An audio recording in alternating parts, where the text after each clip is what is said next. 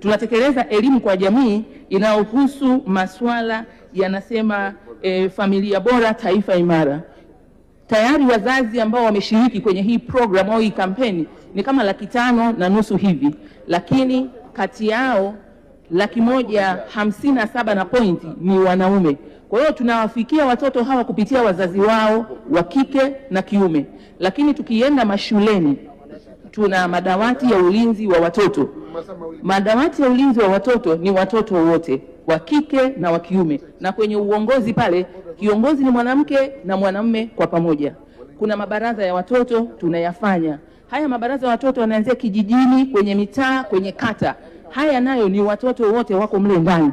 Na tumekuwa na watoto wa kutosha wa kiume wanakwenda kuwakilisha nje ya nchi wakitokea kwenye haya mabaraza.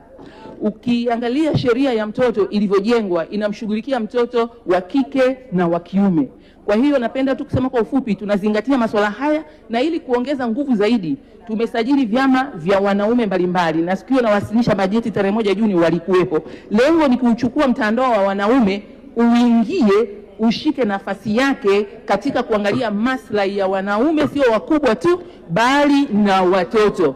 Na hapa Mheshimiwa Baba Levo tunatarajia kumteua awe balozi wa wanaume. Lengo ni kwamba kupitia uwezo wake wa kuzungumza nao na kushirikiana nao watuletee zile hoja, wapi tuna miss point katika kusuka mikakati yetu. Hili linakwenda sambamba na Mheshimiwa Kampala pia.